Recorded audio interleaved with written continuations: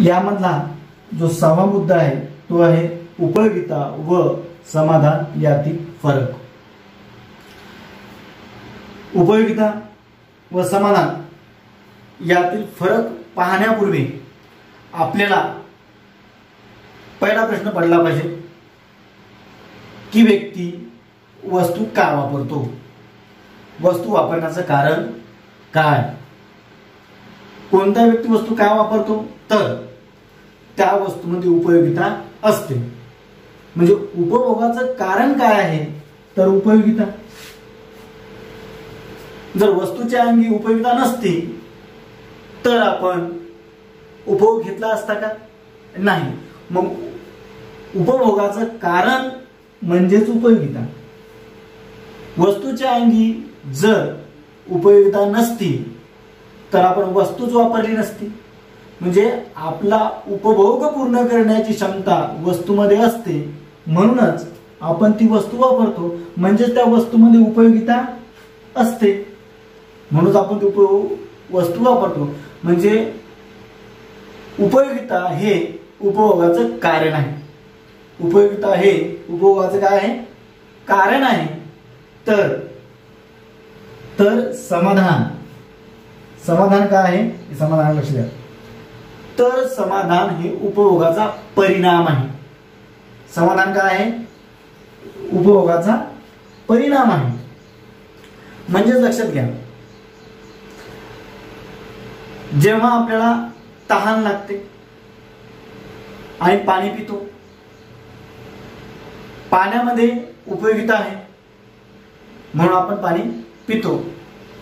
कारण पाणी का पितो याचं जर कारण म्हणसाल तर आपली उपयोगिता म्हणजे आपली गरज पूर्ण करण्याची क्षमता त्या पाण्यामध्ये आहे। म्हणजेच पाणी आपली गरज पूर्ण करते, म्हणजे आपला उपभोग पूर्ण करते। का पूर्ण करू शकते, तर त्याच्यामध्ये उपयोगिता आहे म्हणून पाणी आपली गरज पूर्ण करू शकते। म्हणजे ही गरज पूर्ण करण्याची क्षमता पाण्यात आहे। तेव्हा आपल्याला वाटतं की आपल्याला जी तहान लागली आहे ती तहान पूर्ण करायची असेल तर आपल्याला पाणी प्यावं लागेल।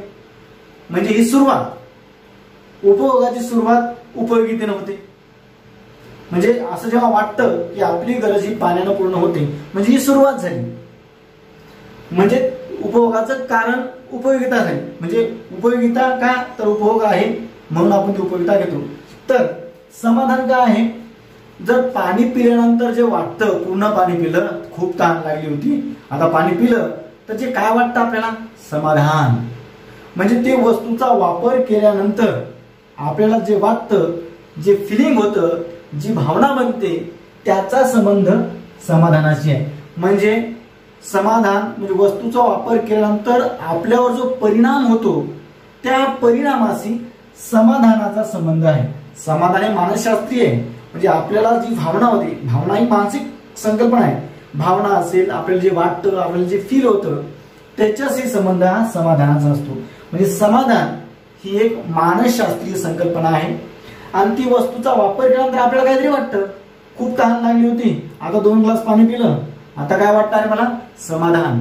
म्हणजे पाण्याचा जो परिणाम होतो, तो परिणाम जे मला वाटतं तोच ते समाधान। पण पाणी पिण्यापूर्वी काय, मला तहान लागली, आता तहान पूर्ण करायची असेल तर मी काय करेन, पाण्याचा शोध घेईन। मग पाण्याचा शोध काय घेतो, कारण त्यात उपयोगिता आहे, ही सुरुवात। तहान लागली म्हणून मला पाणी पाहिजे, कारण त्यात उपयोगिता आहे, ही झाली सुरुवात। सुरुवात म्हणजेच उपयोगिता आणि शेवट म्हणजेच समाधान। म्हणजे वस्तूचा उपभोगाची सुरुवात जेव्हा होते त्याचा संबंध उपयोगितेशी असतो, आणि ती वस्तू वापरली आणि त्याच्यानंतर जे वाटतं त्याचा संबंध हा समाधानाशी असतो। म्हणजे उपयोगिता आणि समाधान ह्या दोन परस्पर संबंधित आहे, पण कशा, एक सुरुवात आहे तर एक शेवट आहे। एक सुरुवातीचा कारण ठरते तर त्याचा परिणाम ते, कारणाचा परिणाम। एक कारण आहे तर दुसरा परिणाम आहे। म्हणून या दोन गोष्टी परस्पर संबंधित आहेत, यांचा घनिष्ठ संबंध आहे, तरी सुद्धा ते वेगळं आहे। कारण एक सुरुवात आहे तर एक शेवट आहे, एक कारण आहे तर एक परिणाम आहे। अशा प्रकारचा यामधला फरक आणि संबंध आपल्याला दिसून येतो. 7वा मुद्दा आहे मानसशास्त्रीय संकल्पना. विद्यार्थी मित्रांनो, उपयोगिता ही मानसशास्त्रीय संकल्पना आहे. वास्तविकरित्या तिचं संख्यात्मक मापन करता येत नाही. उपयोगिता अनुभवता येते. ती एक तात्विक संकल्पना आहे. तिचा अनुभव येतो. जेव्हा खूप तहान लागते तेव्हा आपल्याला पहिल्या पाण्याच्या ग्लास पासून जास्त उपयोगिता मिळते, कारण तहान खूप लागलेली असते. जेव्हा दुसरा ग्लास पाणी पितो तेव्हा पहिल्यापेक्षा दुसऱ्या ग्लासच्या पाण्याची उपयोगिता कमी वाटते, कारण पहिल्या ग्लासनं आपली तहान बरीचशी भागलेली असते, म्हणून दुसऱ्या ग्लासची उपयोगिता वाटत नाही. आणि जेव्हा आपली तहान पूर्ण भागते त्याच्यानंतर जर आपल्याला एखादा ग्लास पाणी दिलं तर त्या ग्लासची आपल्याला उपयोगिता वाटत नाही, कारण त्याच्या अगोदरच आपली तहान पूर्ण झालेली असते. म्हणून तेव्हा आता हे जे मी तुम्हाला सांगितलं, पहिल्या ग्लासनं मला जास्त समाधान मिळालं, जास्त उपयोगिता मिळाली, दुसऱ्यानं त्याच्यापेक्षा कमी मिळाली, हे फक्त मानसिक तुलना करूनच मी सांगू शकतो. प्रत्यक्षात हे कोणत्याही प्रयोगशाळेत कुठेही याचं मोजमाप करता येत नाही, कारण ती मानसशास्त्रीय संकल्पना आहे. ती जाणीवेशी संबंधित आहे, ती अनुभवाशी संबंधित आहे. ती प्रत्यक्ष कुठेही त्याची मीटर पट्टी फूटपट्टी लावून पहिल्या वस्तूपासून किती उपयोगिता मिळाली, दुसऱ्या वस्तूपासून किती उपयोगिता मिळाली हे मोजता येत नाही. तिची तुलना करता येते. पहिल्या ग्लासाची तुलना दुसऱ्या ग्लासच्या पाण्याशी करता येते, परंतु तिचं मोजता येत नाही, कारण ती एक मानसशास्त्रीय संकल्पना आहे. ती एक तात्विक संकल्पना आहे. तिचं कोणत्याही मीटर पट्टीनं फूटपट्टीनं लांबीनं रुंदीनं मोजमाप करता येत नाही, म्हणून ती मानसशास्त्रीय संकल्पना म्हणून ओळखली जाते. हे तिचं एक वैशिष्ट्य सांगितलं तर उपयोगितेचं. नंतरचं आहे 8वं वैशिष्ट्य बहुपर्यायी संकल्पना. उपयोगिता ही बहुपर्यायी संकल्पना आहे. आता उपयोगिता जशी व्यक्तीनुसार बदलते हे आपल्याला माहित आहे, परंतु जी वस्तू आहे त्या वस्तूमध्ये उपयोगिता असते, परंतु तीच वस्तू एकापेक्षा अनेक गरजासाठी आपण वापरू शकतो. उदाहरणार्थ वीज. आता विद्युत किंवा वीज किंवा ऊर्जा ही अशी वस्तू आहे, ही आपली गरज पूर्ण करते, याची उपयोगिता आहे, पण ही उपयोगी आहे, बहुपर्यायी आहे.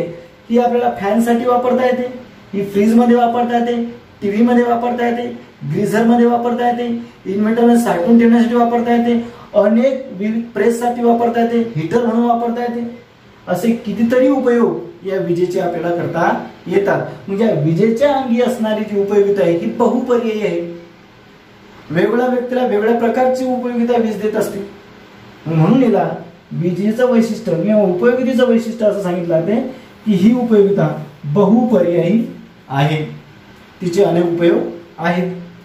आणि 9वं वैशिष्ट्य उपयोगिता ही गरजेच्या तीव्रतेवर अवलंबून असते.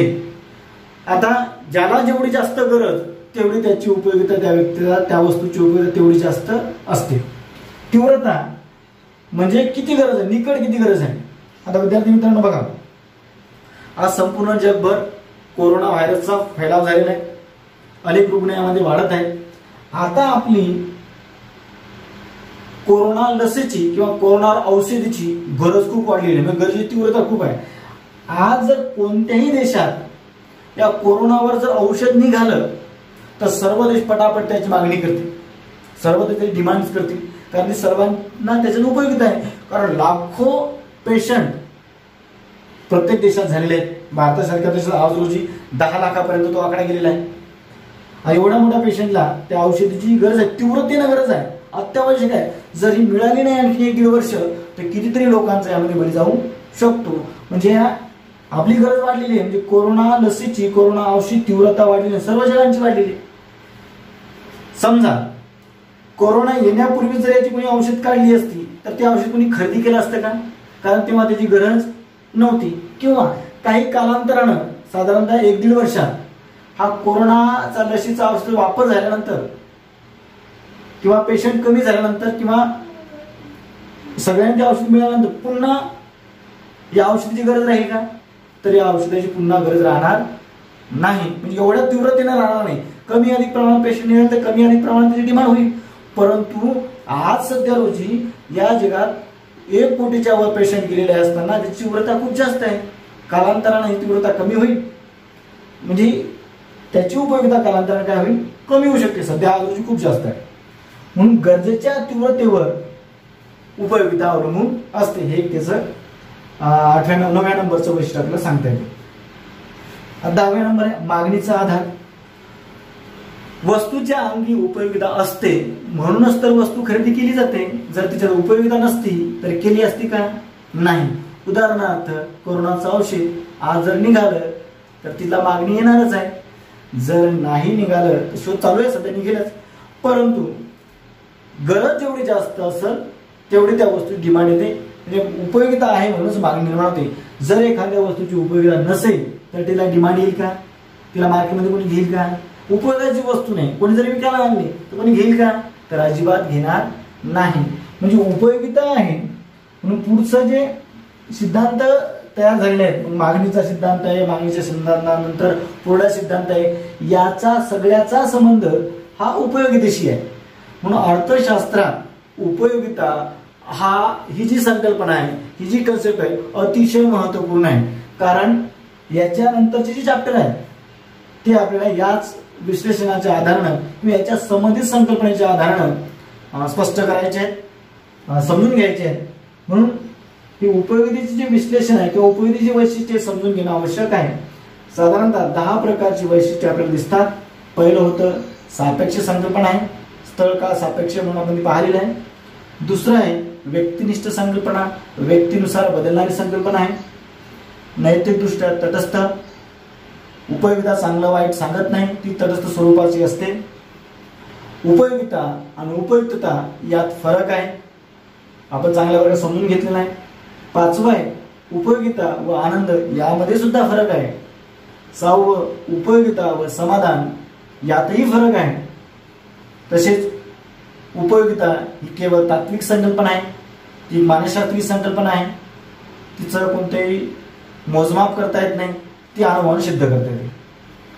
8वं आहे बहुपर्यायी किंवा बहुउपयोगी, अशा प्रकारचं बहुपर्यायी संकल्पनांचं वर्णन करता येतं. 9वं आहे उपयोगिता ही गरजेच्या तीव्रतेवर अवलंबून असते. आणि शेवटचं आहे मागणीचा आधार, म्हणजेच उपयोगिता आहे म्हणूनच मागणी आहे असं आपल्याला सांगता येतं. विद्यार्थी मित्रांनो, काही अडचणी असल्यास तर माझ्या वैयक्तिक व्हॉट्सअप अकाउंटशी संपर्क साधून तुम्ही विचारू शकता. धन्यवाद.